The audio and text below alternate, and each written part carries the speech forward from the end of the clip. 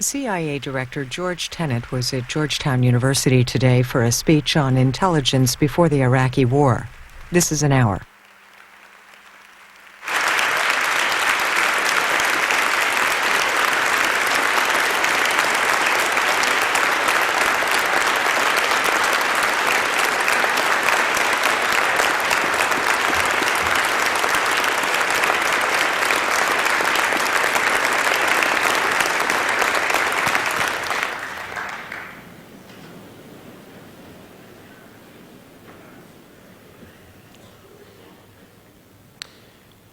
President DeGioia, Director Tenet, faculty, students, other members of the Georgetown community, and honored guests, good morning and welcome.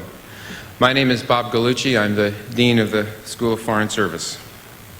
Let me begin this morning by congratulating the students who are here this morning.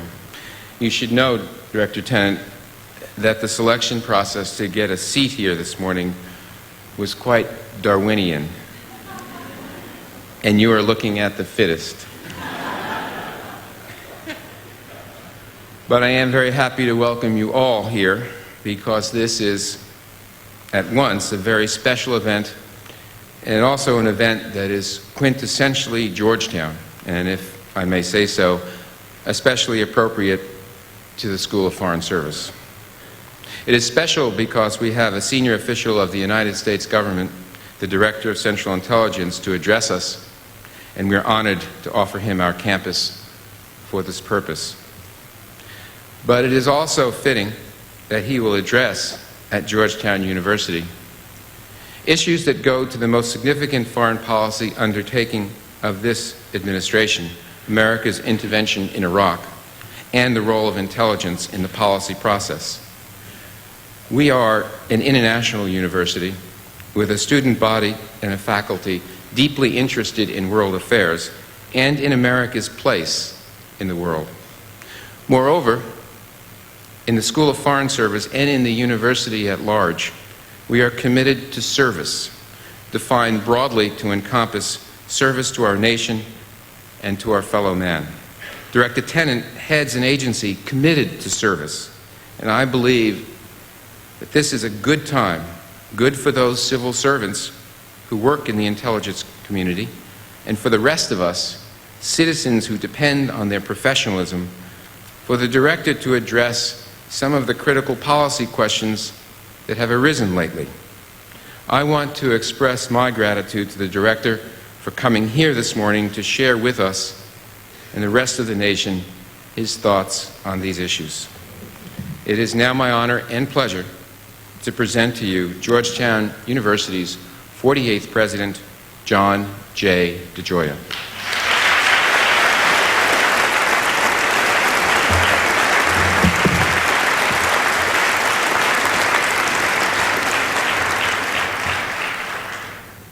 Thank you, Dean Gallucci. It is a pleasure and an honor, once again, to welcome George Tenet to Georgetown University. We have invited our distinguished alumnus to address a topic of enormous importance to the nation and to the world, the issue of weapons of mass destruction in Iraq and the work of the intelligence community on counterproliferation. In these uncertain times, few would deny that George Tenet has one of the world's most demanding and sensitive jobs. Terrorist attacks on U.S. soil and the international war on terrorism have thrust into public view an intelligence function that historically has been little understood outside the White House and Congress. In 1997, following a unanimous vote of both the Senate Select Committee on Intelligence and the full Senate, Mr. Tenet was sworn in as Director of Central Intelligence, the 7th director in 5 years.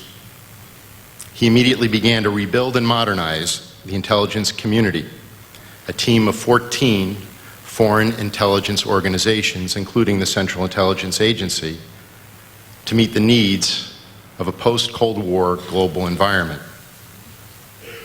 George Tenet brought broad experience to the task, having served on the National Security Council, as Special Assistant to the President and Senior Director of Intelligence Programs. His responsibilities including developing and coordinating policies on virtually every aspect of intelligence and espionage, from collection priorities to covert action. And prior to serving as a member of President Clinton's national security team, Mr. Tenet was staff director of the Senate Select Committee on Intelligence for more than 4 years. Under his leadership, Central Intelligence plays an integral role in combating terrorism and in identifying critical military targets in Afghanistan and Iraq. However, the full scope of the intelligence community's contribution to global security is something you and I will never know. By its very nature, most intelligence work must remain confidential in the interest of national security.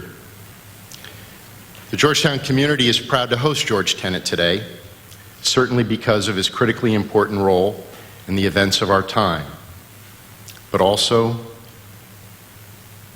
because he is one of our own.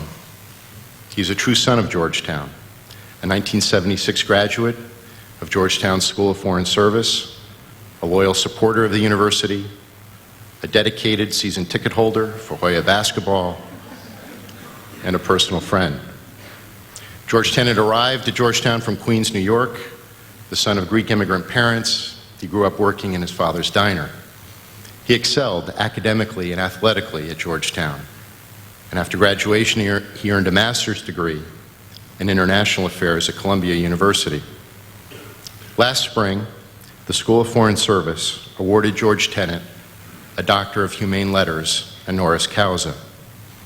It was presented with our deep appreciation for providing a generation of students with an outstanding example of a life of service defined by achievement, honor, and integrity. Please join me in welcoming George J. Tenet, Director of Central Intelligence of the United States.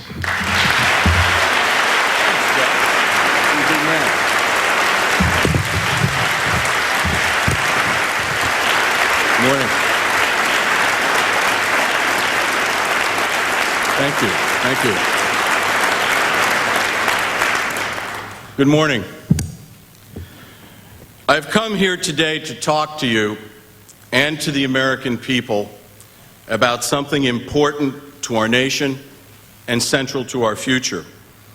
How the United States intelligence community evaluated Iraq's weapons of mass destruction programs over the past decade, leading to a national intelligence estimate in October of 2002. I want to tell you about our information and how we reached our judgments. I want to tell you what I think honestly and directly. There are several reasons to do this. Because the American people deserve to know. Because intelligence has never been more important to the security of our country. As a nation, we have over the past 7 years been rebuilding our intelligence with powerful capabilities that many thought we would no longer need after the Cold War. We have been rebuilding our clandestine service, our satellite and other technical collection, our analytical depth and expertise. Both here and around the world, the men and women of American intelligence are performing courageously, often brilliantly, to support our military, to stop terrorism, and to break up networks of proliferation. The risks are always high. Success and perfect outcomes are never guaranteed. But there's one unassailable fact. We will always call it as we see it. Our professional ethic demands no less. To understand a difficult topic like Iraq takes patience and care. Unfortunately, you rarely hear a patient, careful, or thoughtful discussion of intelligence these days. But these times demand it, because the alternative, politicized, haphazard evaluation without the benefit of time and facts, may well result in an intelligence community that is damaged and a country that is more at risk. Before talking about Iraq's weapons of mass destruction, I want to set the stage with a few words about intelligence collection and analysis, how they actually happen in a real world. This context is completely missing from the current debate. By definition, intelligence deals with the unclear, the unknown, the deliberately hidden. What the enemies of the United States hope to deny, we work to reveal. The question being asked about Iraq in the starkest terms is, were we right or were we wrong? In the intelligence business, you are almost never completely wrong or completely right. That applies in full to the question of Saddam's weapons of mass destruction. And like many of the toughest intelligence challenges, when the facts of Iraq are all in, we will neither be completely right nor completely wrong. As intelligence professionals, we go to where the information takes us. We fear no fact or finding, whether it bears us out or not. Because we work for high goals, the protection of the American people, we must be judged by high standards. Let's turn to Iraq. Much of the current controversy centers on our pre-war intelligence, summarized in the National Intelligence Estimate of October of 2002. National estimates are publications where the intelligence community as a whole seeks to sum up what we know about a subject, what we don't know, what we suspect may be happening, and where we differ on key issues. This estimate asked if Iraq had chemical, biological, and nuclear weapons and the means to deliver them. We concluded that in some of these categories, Iraq had weapons, and that in others where it did not have them, it was trying to develop them. Let me be clear. Analysts differed on several important aspects of these programs, and those debates were spelled out in the estimate. They never said there was an imminent threat. Rather, they painted an objective assessment for our policymakers of a brutal dictator who is continuing his efforts to deceive and build programs that might constantly surprise us and threaten our interests. No one told us what to say or how to say it. How did we reach our conclusions? We had three streams of information, none perfect, but each important. First, Iraq's history. Everyone knew that Iraq had chemical and biological weapons in the 1980s and 1990s. Saddam Hussein used chemical weapons against Iran and his own people on at least 10 different occasions. He launched missiles against Iran, Saudi Arabia, and Israel. And we couldn't forget in the early 1990s, we saw that Iraq was just a few years away from a nuclear weapon. This was not a theoretical program. It turned out that we and other intelligence services of the world had significantly underestimated his progress. And finally, we could not forget that Iraq lied repeatedly about its unconventional weapons. So to conclude, before the war, that Saddam had no interest in rebuilding his weapons of mass destruction programs, we would have had to ignore his long and brutal history of using them. Our second stream of information was that the United Nations could not, and Saddam would not, account for all the weapons the Iraqis had. Tons of chemical weapons precursors, hundreds of artillery shells, and bombs filled with chemical or biological agents. We did not take this data on face value. We did take it seriously. We worked with the inspectors, giving them leads, helping them fight Saddam's deception strategy of cheat and retreat. Over 8 years of inspections, Saddam's deceptions, and the increasingly restrictive rules of engagements, UN inspectors were forced to negotiate with the regime, undermined efforts to disarm him. To conclude before the war that Saddam had destroyed his existing weapons, we would have had to ignore what the United Nations and Allied intelligence said they could not verify. The third stream of information came after the UN inspectors left Iraq in 1998. We gathered intelligence through human agents, satellite photos, and communications intercepts. Other foreign intelligence services were clearly focused on Iraq and assisted in the effort. In intercepts of conversations and other transactions, we heard Iraqis seeking to hide prohibited items, worrying about their cover stories, and trying to procure items Iraq was not permitted to have. Satellite photos showed a pattern of activity designed to conceal movement of material from places where chemical weapons had been stored in the past. We also saw reconstruction of dual-purpose facilities previously used to make biological weapons or chemical precursors. And human sources told us of efforts to acquire and hide materials used in the production of such weapons. And to come to conclusions before the war other than those we reached, we would have had to ignore all the intelligence gathered from multiple sources after 1998. Did these strands of information weave into a perfect picture? Could they answer every question? No, far from it. But taken together, this information provided a solid basis on which to estimate whether Iraq did or did not have weapons of mass destruction and the means to deliver them. It is important to underline the word estimate, because not everything we analyze can be known to a standard of absolute proof. Now, what exactly was in the October estimate? Why did we say it, and what does the post-war evidence thus far show? But before we start, let me be direct about an important fact. As we meet here today, the Iraq Survey Group is continuing its important search for people and data.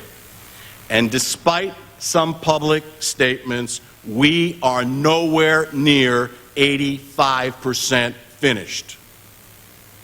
The men and women who work in that dangerous environment are adamant about that fact. Any call that I make today is necessarily provisional. Why? Because we need more time and we need more data. So what did our estimates say? Let's start with missile and other delivery systems for weapons of mass destruction. Our community said with high confidence that Saddam was continuing and expanding his missile programs contrary to UN resolutions. He had missiles and other systems with ranges in excess of UN restrictions, and he was seeking missiles with even longer ranges. What do we know today? Since the war, we have found an aggressive Iraqi missile program concealed from the international community. In fact, David Kay just last fall said that the Iraq Survey Group, quote, discovered sufficient evidence to date to conclude that the Iraqi regime was committed to delivery system improvements that would have, if Operation Iraqi Freedom had not occurred, dramatically breached UN restrictions placed on Iraq after the 1991 Gulf War. We have also found that Iraq had plans and advanced design work for liquid propellant missile with ranges of up to 1,000 kilometers, activity that Iraq did not report to the UN and which could have placed large portions of the Middle East in jeopardy. We have confirmed that Iraq had new work underway on prohibited solid propellant missiles that were also concealed from the United Nations. Significantly, the Iraq Survey Group has also confirmed pre-war intelligence that Iraq was in secret negotiations with North Korea to obtain some of its most dangerous missile technology. My provisional bottom line, on missiles, we were generally on target. Let me turn to unmanned aerial vehicles. The estimate said that Iraq had been developing an unmanned aerial vehicle probably intended to deliver biological warfare agents. Baghdad's existing unmanned aerial vehicle could threaten its neighbors, U.S. forces in the Persian Gulf, and if a small unmanned aerial vehicle was brought close to our shores, the United States itself. What do we know today? The Iraq Survey Group found that 2 separate groups in Iraq were working on a number of unmanned aerial vehicles designed that were hidden from the UN until Iraq's declaration in December of 2002. Now we know that important design elements were never fully declared. The question of intent, especially regarding the smaller unmanned aerial vehicle, is still out there. But we should remember that the Iraqis flight-tested an aerial biological weapons spray system intended for a large unmanned aerial vehicle. A senior Iraqi official has now admitted that their 2 large unmanned aerial vehicles, one developed in the early 90s and the other under development in late 2000, were intended for the delivery of biological weapons. My provisional bottom line today: we detected the development of prohibited and undeclared unmanned aerial vehicles, but the jury is still out on whether Iraq intended to use its newer, smaller, unmanned aerial vehicle to deliver biological weapons. Let me turn to the nuclear issue. In the estimate, all agencies agreed that Saddam Hussein wanted nuclear weapons. Most were convinced that he still had a program, and if he obtained fissile material, he could have a weapon within a year. But we detected no such acquisition. We made 2 judgments that get overlooked these days. We said that Saddam did not have a nuclear weapon and probably would have been unable to make one until 2007 to 2009. Most agencies believed that Saddam had begun to reconstitute his nuclear program, but they disagreed on a number of issues, such as which procurement activities were designed to support his nuclear program. But let me be clear. Where there are differences, the estimate laid out the disputes clearly. So what do we know now? David Kay told us last fall that, quote, "The testimony we have obtained from Iraqi scientists and senior government officials should clear up any doubts about whether Saddam still wanted to obtain nuclear weapons," end of quote. Keep in mind that no intelligence agency thought that Iraq's efforts had progressed to the point of building an enrichment facility or making fissile material. We said that such activities were a few years away. Therefore, it's not surprising that the Iraq Survey Group has not yet found evidence of uranium enrichment facilities. Regarding prohibited aluminum tubes, a debate laid out extensively in the estimate, and one that experts still argue over: were they for uranium enrichment or conventional weapons? We have additional data to collect and more sources to question. Moreover, none of the tubes found in Iraq so far match the high specification tubes Baghdad sought and may never have received the amounts needed. Our aggressive interdiction efforts may have prevented Iraq from receiving all but a few of these prohibited items.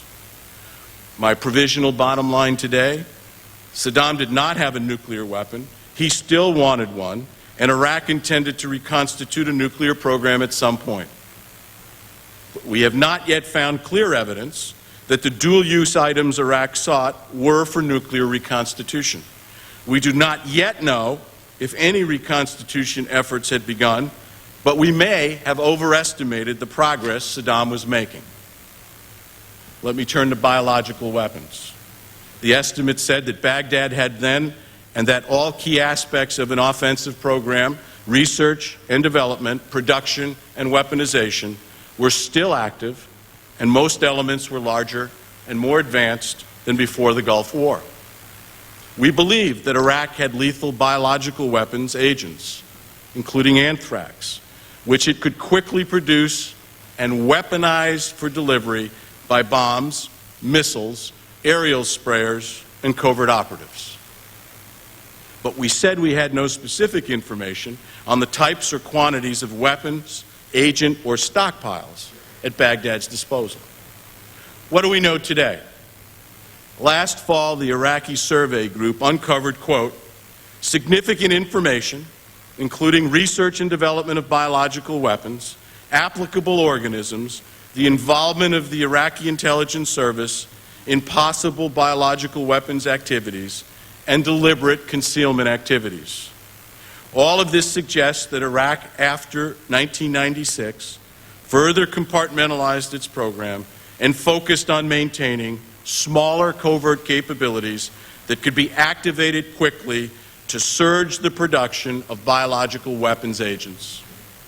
The Iraq Survey Group found a network of laboratories and safe houses controlled by Iraqi intelligence and security services that contained equipment for chemical and biological research, and a prison laboratory complex possibly used in human testing for biological weapons agents that were not declared to the United Nations. It also appears that Iraq had the infrastructure and the talent to resume production, but we have yet to find that it actually did so, nor have we found weapons. Until we get to the bottom of the role played by the Iraqi security services, which were operating covert labs, we will not know the full extent of the program. Let me also talk about the trailers discovered in Iraq last summer. We initially concluded that they resembled trailers described by a human source for mobile biological warfare agent production. There is no consensus within our intelligence community today over whether the trailers were for that use or if they were used for the production of hydrogen. Everyone agrees that they are not ideally configured for either process, but could be made to work in either mode. To give you some idea of the contrasting evidence we wrestle with, some of the Iraqis involved in making the trailers were told that they were intended to produce hydrogen for artillery units. But an Iraqi artillery officer says they never use these types of systems and that the hydrogen for artillery units came in canisters from a fixed production facility. We're trying to get to the bottom of this story. And I must tell you that we are finding discrepancies in some claims made by human sources about mobile biological weapons production before the war. Because we lack direct access to the most important sources on this question, we have as yet been able to resolve the differences. My provisional bottom line today, Iraq intended to develop biological weapons. Clearly, research and development work was underway that would have permitted a rapid shift to agent production if seed stocks were available. But we do not yet know if production took place, and just as clearly, we have not yet found biological weapons. Before I leave the biological weapons story, an important fact that you must consider. For years, the UN searched unsuccessfully for Saddam's biological weapons program. His son-in-law, Hussein Kamel, who controlled the hidden program, defected, and only then was the world able to confirm that Iraq indeed had an active and dangerous biological weapons program. Indeed, history matters when dealing with these complicated problems. While many of us want instant answers, the search for biological weapons in Iraq will take time and it will take patience. Let me now turn to chemical weapons. We said in the estimate with high confidence that Iraq had them. We also believed, though with less certainty, that Saddam had stocked at least 100 metric tons of agent. That may sound like a lot, but it would fit in a few dorm rooms on this campus, and the last time I remember, they're not very big rooms. Initially, the community was skeptical about whether Iraq had started chemical weapons agent production. Sources had reported that Iraq had begun renewed production, and imagery and intercepts gave us additional concerns. But only when analysts saw what they believed to be satellite photos of shipments of materials from ammunition sites did they believe that Iraq was again producing chemical weapons agents. What do we know today? The work done so far shows a story similar to that of his biological weapons program. Saddam had rebuilt a dual-use industry. David Kay reported that Saddam and his son Uday wanted to know how long it would take for Iraq to produce chemical weapons. However, while some sources indicate Iraq may have conducted some experiments related to developing chemical weapons, no physical evidence has yet been uncovered. We need more time. My provisional bottom line today Saddam had the intent and capability to quickly convert civilian industry to chemical weapons production. However, we have not yet found the weapons we expected. I've now given you my provisional bottom lines, but it is important to remember that estimates are not written in a vacuum. Let me tell you some of what was going on in the fall of 2002. Several sensitive reports crossed my desk from two sources characterized by our foreign partners as established and reliable. The first from a source who had direct access to Saddam and his inner circle said Iraq was not in the possession of a nuclear weapon. However, Iraq was aggressively and covertly developing such a weapon.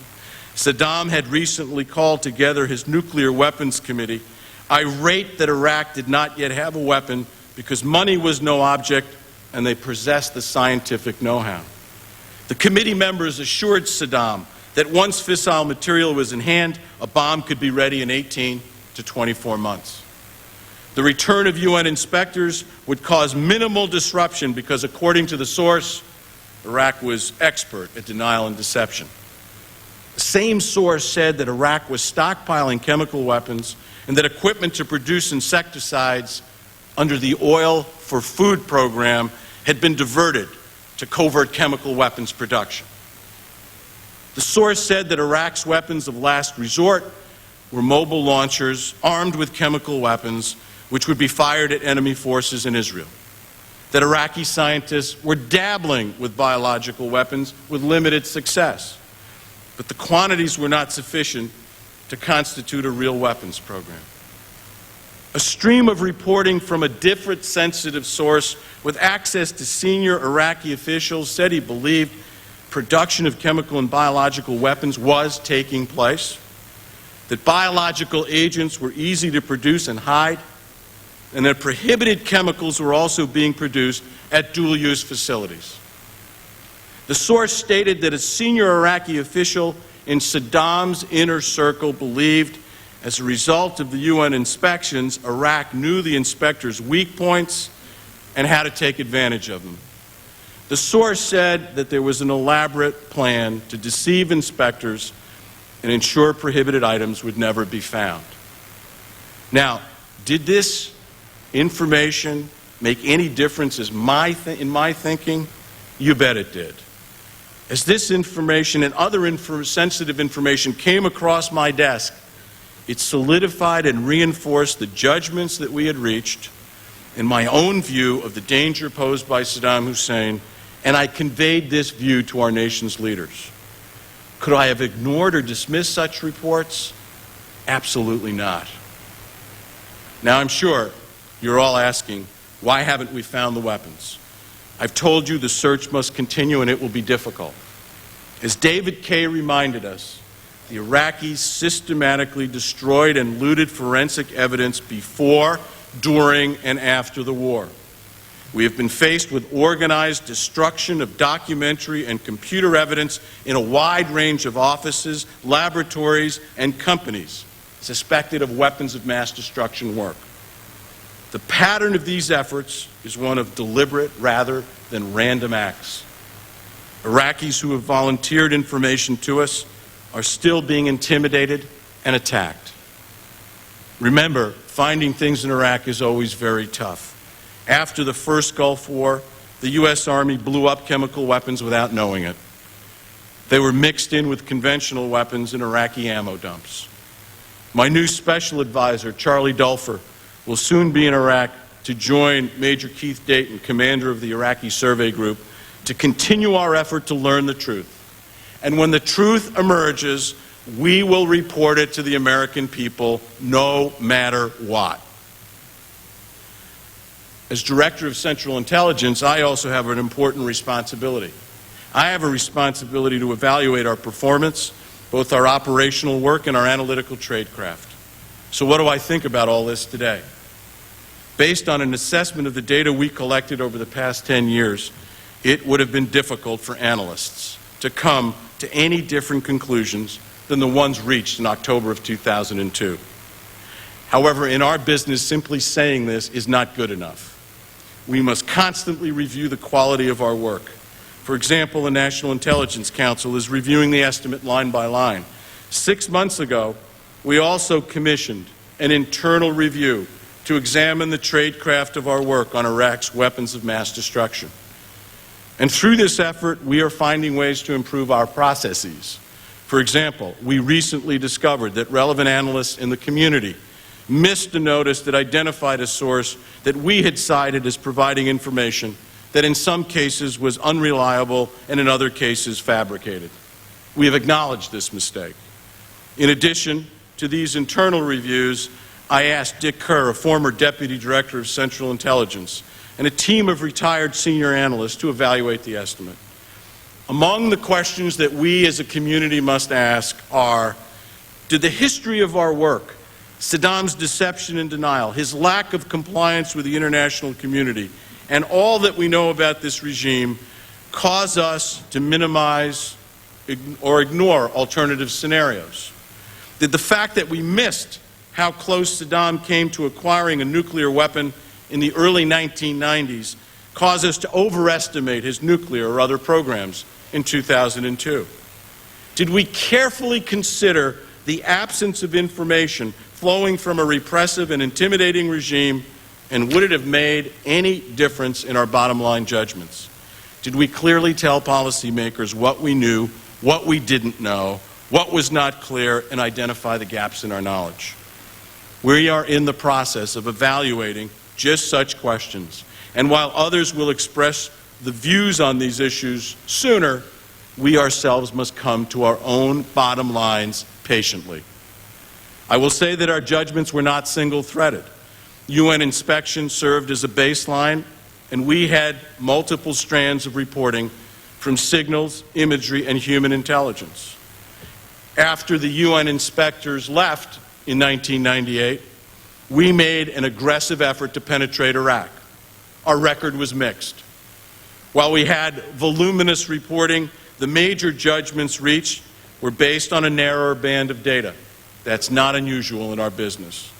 There was, by necessity, a strong reliance on technical data, which to be sure was very valuable, particularly in the imagery of military and key dual-use facilities, on missile and unmanned aerial vehicle developments, and in particular on the efforts of Iraqi front companies to falsify and deny us the ultimate destination and use of dual-use equipment.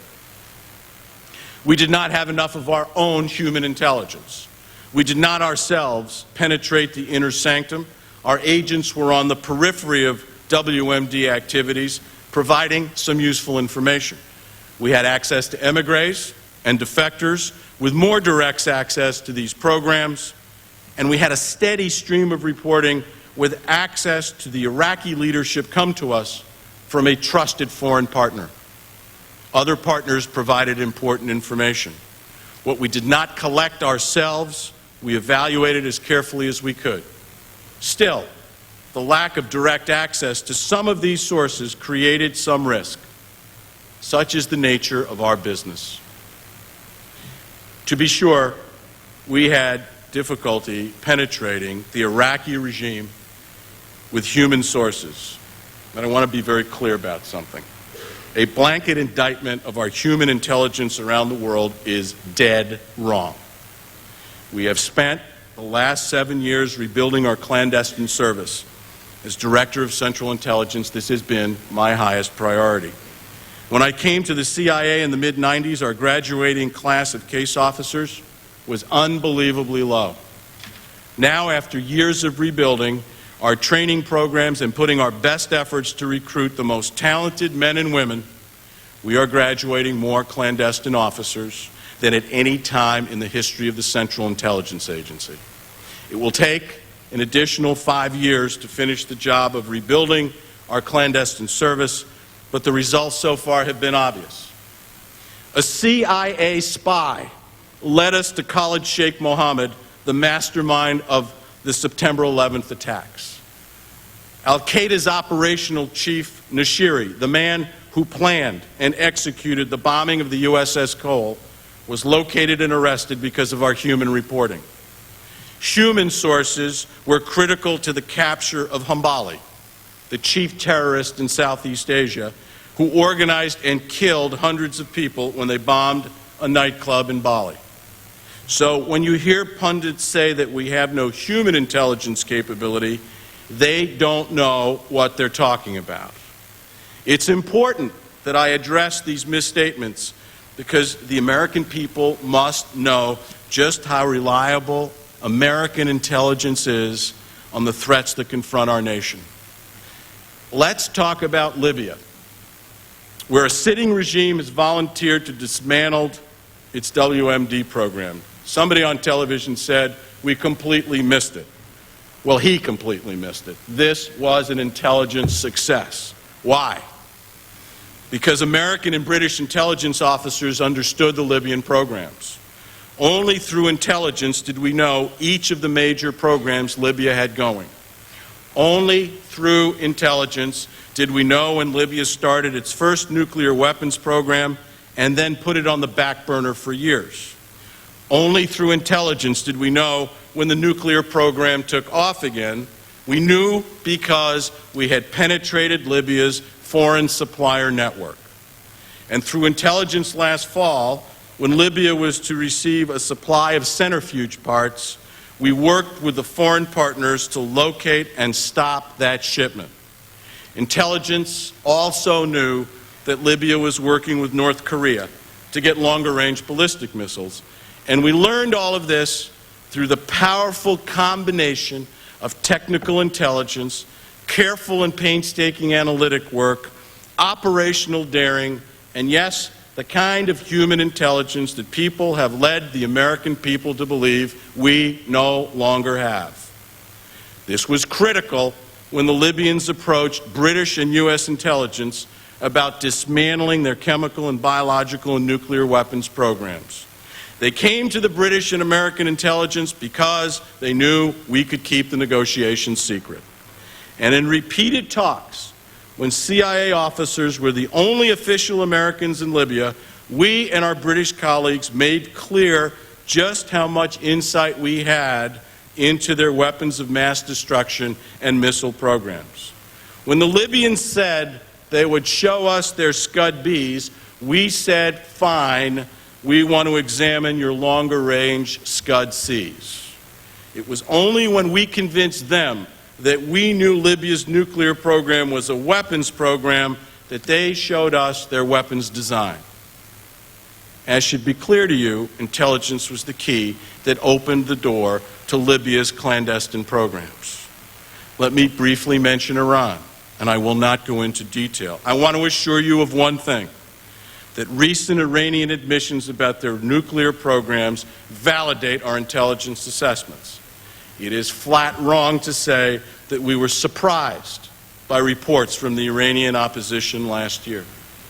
And on North Korea, it was patient analysis of difficult-to-obtain information that allowed our diplomats to confront the North Korean regime about their pursuit of a different route to a nuclear weapon that violated international agreements. One final spy story. Last year, in my annual worldwide threat testimony before Congress in open session, I talked about the emerging threat from private proliferators, especially nuclear brokers. I was cryptic about this in public, but I can tell you now that I was talking about A.Q. Khan. His network was shaving years off the nuclear weapons development timelines of several states, including Libya. Now, as you know from the news coming out of Pakistan, Khan and his network have been dealt a crushing blow, and several of his senior officers are in custody. Malaysian authorities have shut down one of the network's largest plants. His network is now answering to the world for years of nuclear profiteering. What did intelligence have to do with this? First, we discovered the extent of Khan's hidden network. We tagged the proliferators. We detected the network stretching across 4 continents, offering its wares to countries like North Korea and Iran.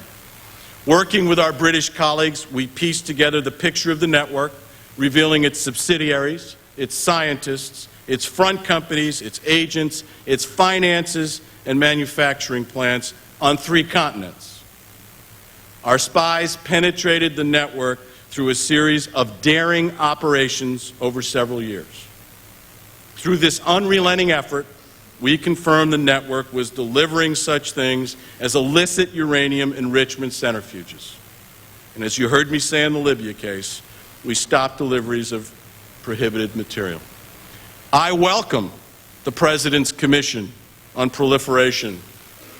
We have a record and a story to tell, and we want to tell it to those willing to listen. I came here today to discuss our pre-war estimate on Iraq and how we have followed Iraq's development of weapons of mass destruction programs for over 10 years. It's absolutely essential to do so openly and honestly.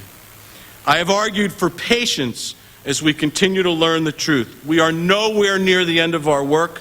We need more time. I've told you where we are and where our performance can be improved. Our analysts, at the end of the day, have a duty to inform and warn.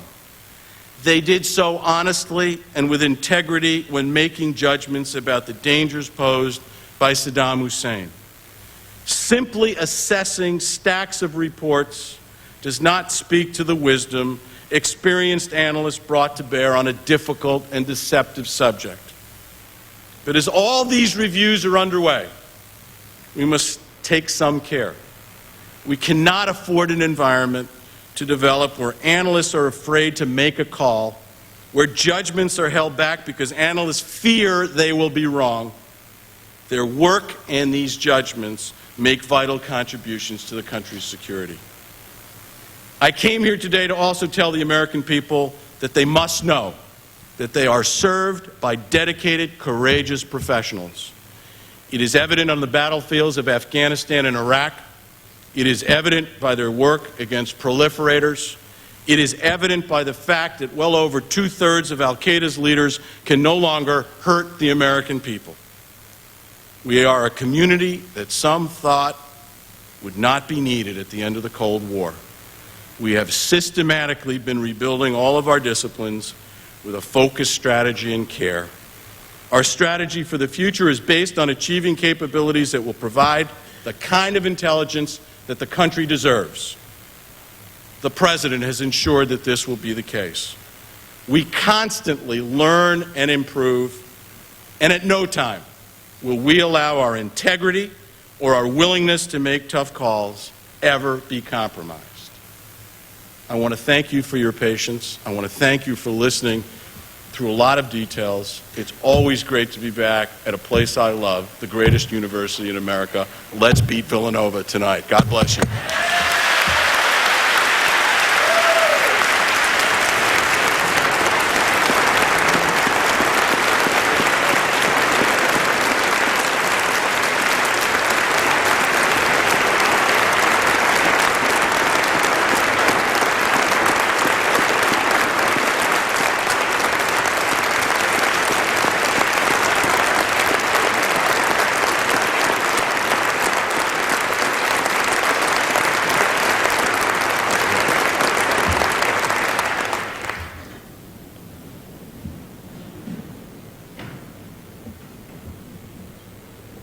Thank you, George. Ladies and gentlemen, Director Tenet has agreed to stand for some questions. I have 3 quick points about that. First, our intent here is to open the questions to members of the Georgetown University community. The second point is when you line up here at this microphone to ask a question, I'd ask that you first identify yourself before framing your question. And my third point is that when you ask your question, that you indeed ask a question. So with that, Dr. Tenet, you stand here. I'll be right next to you.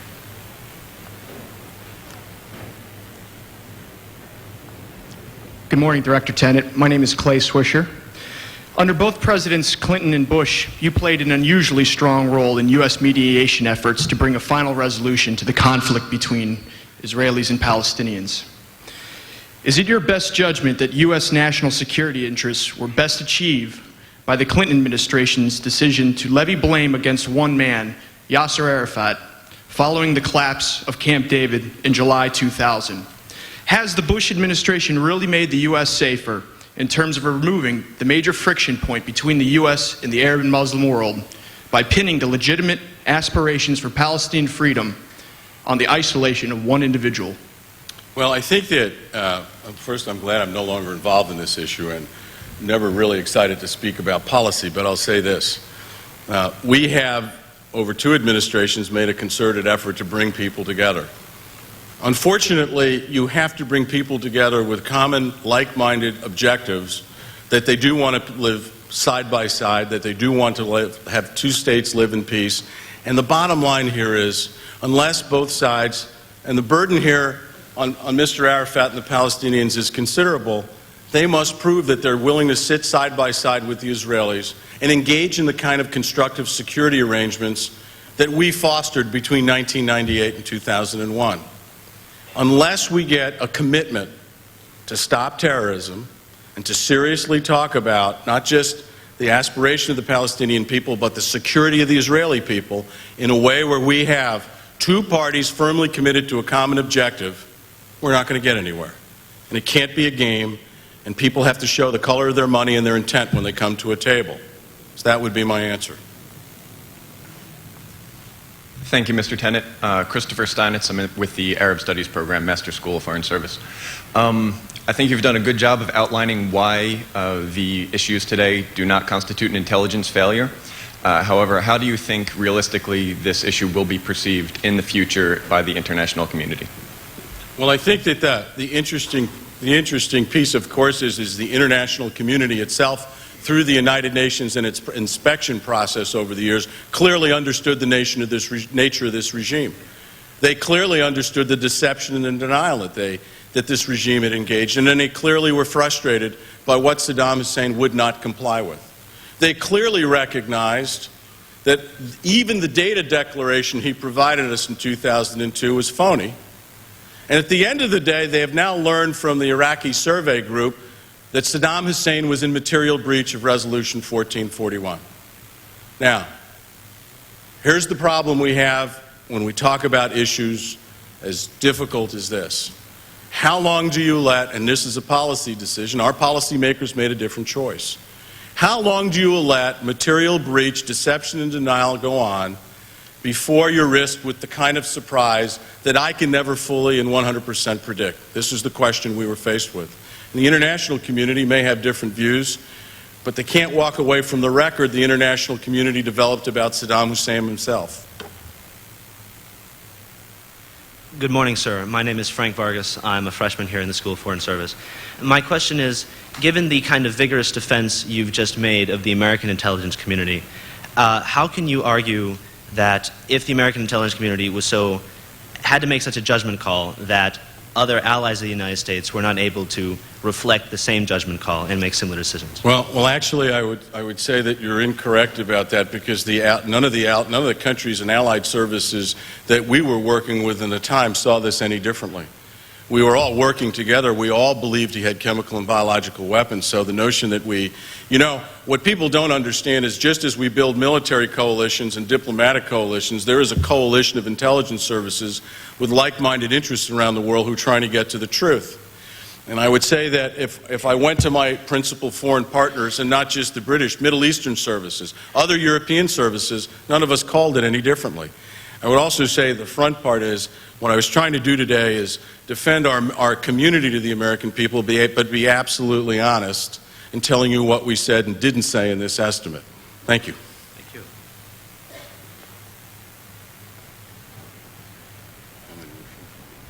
Hello, Mr. Tenet. My name is John Santor. I'm a junior in the college.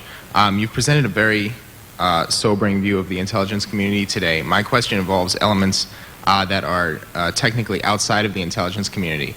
Recent investigative reports, including a long piece in the journal Mother Jones, which came out this past January, detailed the creation of a Pentagon group a few weeks after September 11th, which, as of January of 2002, became known as the Office of Special Programs.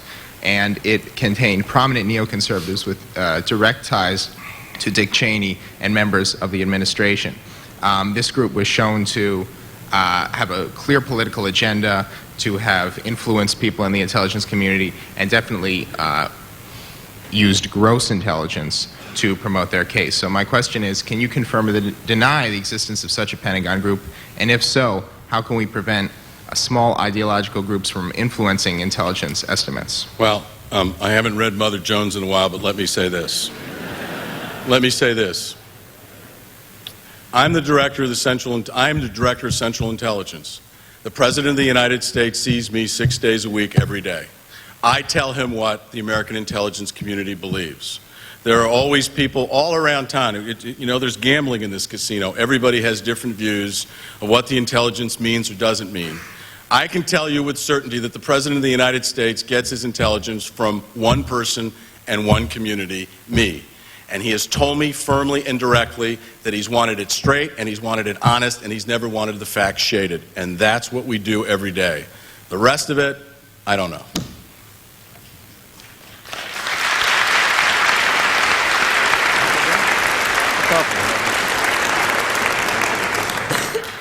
Two more questions, please.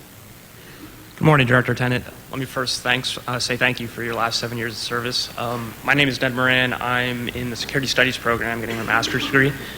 And my question is, nowadays the knee-jerk reaction is to say we need more human intelligence, as you referred to. What that reaction seems to overlook is that regimes like Iraq are designed specifically not only to deceive external us, our allies, but internally as well. The Kurds, the Shiites, whatnot.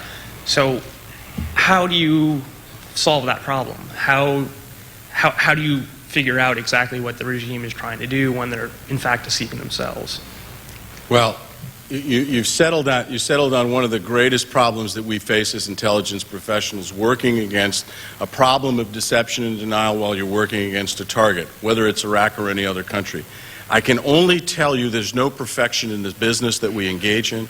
I can only tell you that our eyes are wide open when we deal with these kinds of regimes, and we recognize that the data that comes to us has to be viewed through a different prism. Now let me say something about the theory that somehow people were deceiving each other in the regime and lying to each other. I don't know whether it's true or not. And the only way we're going to be able to figure that out is through debriefing of individuals, data that we collect, documents that we believe in, and evidence.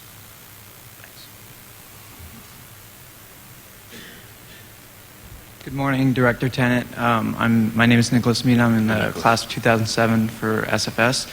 And my question is, to the best of the agency's knowledge, to what extent is the Malaysian government, SCOMI Group, and Gulf Technical Industries implicated in the nuclear trade network connected to Dr. Khan? Well, I believe I said in my statement that the Malaysian government has closed a facility. That's as far as I can go here today and open. Thank you. You want to take another question? You might get a better answer. Go ahead. I don't want you to go away disappointed, son. Well, perhaps you could tell me to what extent Mr. Tahir is connected. See, you're 0 for 2 in a walk. Let's go. How about baseball? Let's go there. George, thank you very much. Thank you very, very much.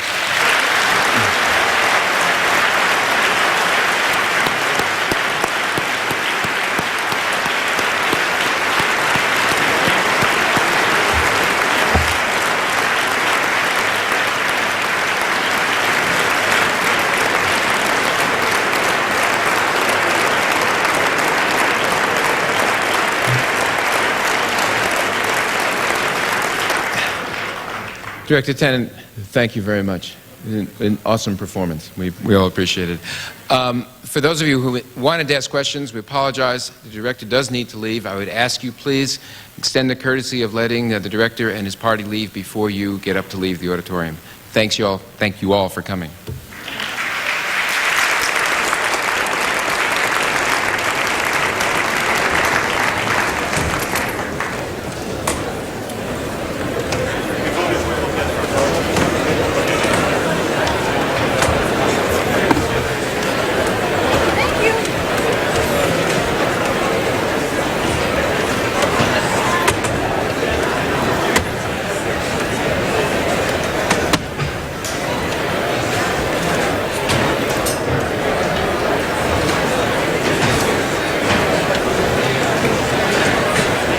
You can see the speech by CIA